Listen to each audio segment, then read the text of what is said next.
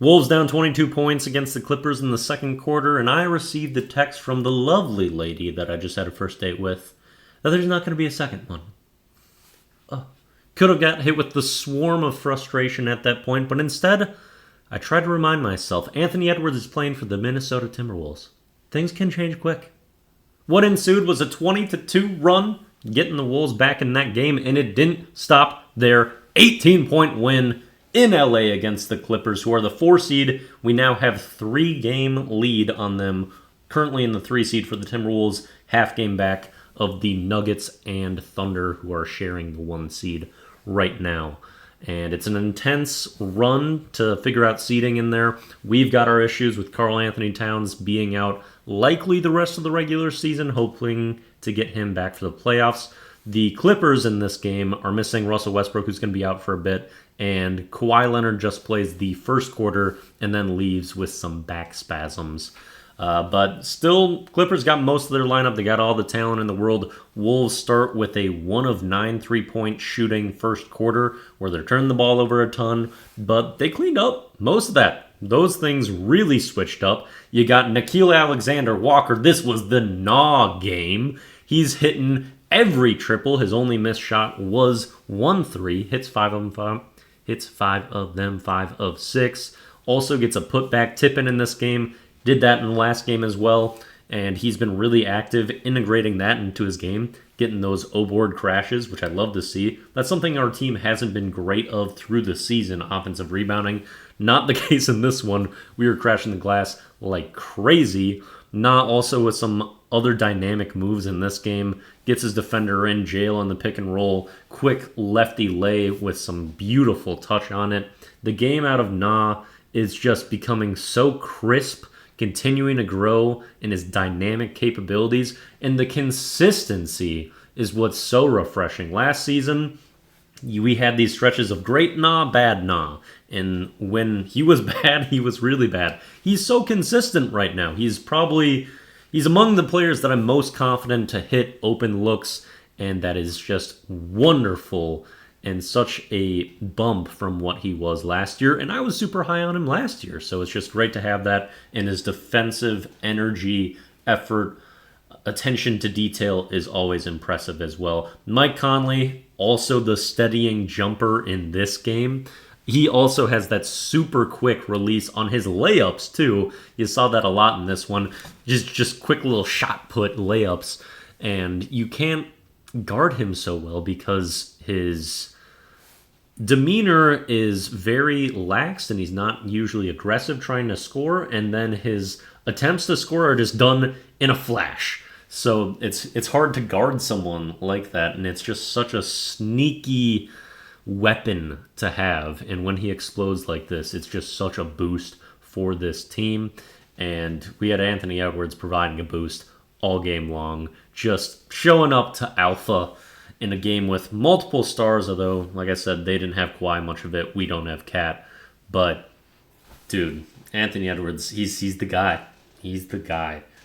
Don't even have to say much about that. This is a terrible jump shooting stretch for Ant, too. Since All-Star break, hasn't been on at all. He only hits 2 of 8 threes in this one again, but he's just still finding a way and busting his ass on defense. When you put a star player as his matchup too, it's just his defensive stats rise by like plus 15, and he'll take that challenge. He'll lock your star player down, and it's a joy to watch.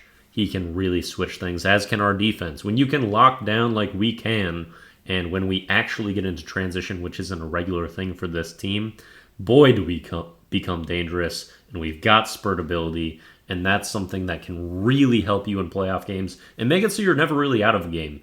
And that's something with this team. We don't have big losses through this season, really. We're in just about every game. Even when we've had a lot of clutch time woes, that's kind of where most of our losses are coming from.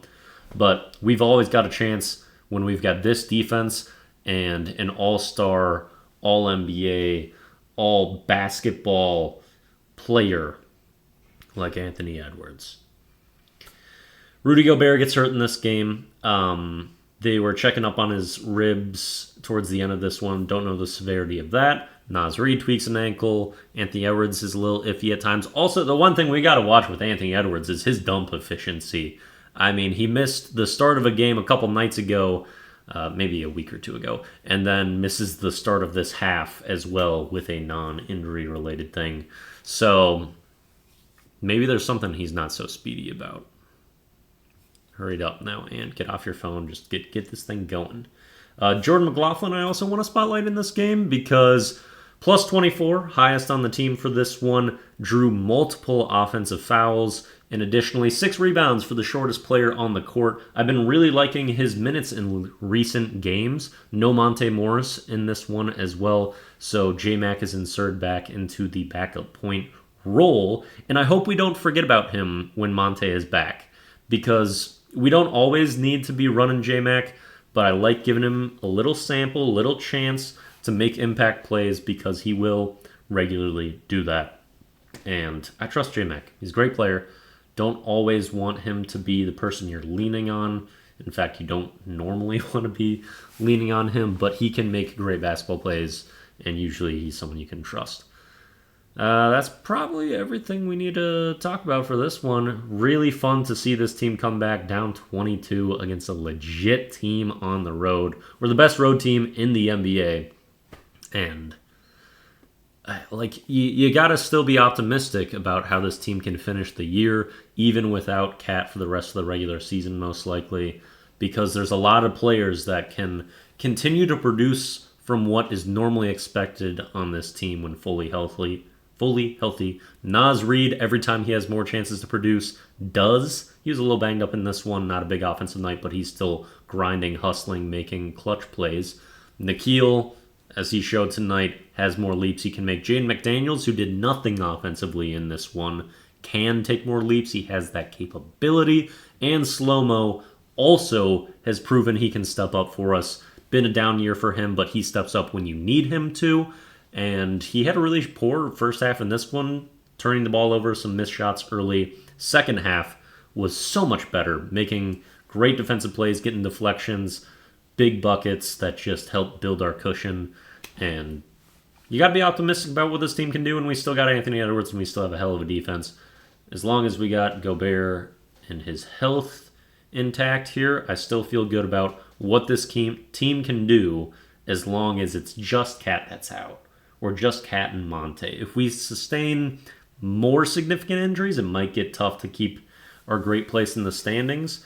However, I think we're good enough and we've been playing good team ball enough that we can recover from Cat's absence. And it's not lost. That was fun. All right. I wish I would have got the second date. She was pretty great, but, it'll work out. Bye-bye.